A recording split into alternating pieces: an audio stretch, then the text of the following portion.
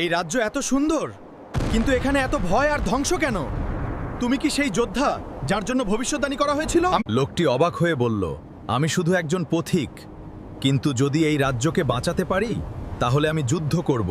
জাদুকর বরফ সম্রাট আবার ফিরে এসেছে। সে পুরো আইসক্রিম রাজ্যকে চিরতরে জমিয়ে দিতে চায়। বরফ সম্রাটের আদেশ, পুরো রাজ্য দখল করো। আমি বেঁচে থাকতে এই রাজ্য ধ্বংস হতে দেব না। এই গুহার ভেতরেই আছে রাজ্যের প্রাচীন শক্তি। এই শক্তি কি বরফ সম্রাটকে থামাতে পারবে? শুধু একজন সাহসী হৃদয়ের মানুষই এই শক্তি ব্যবহার করতে। তুমি ভাবছো আমাকে হারাতে পারবে? এই রাজ্যের মানুষদের জন্য আমি শেষ পর্যন্ত লড়ব। এবার শেষ। অসম্ভব। ধীরে ধীরে বরফঝড় থেমে গেল।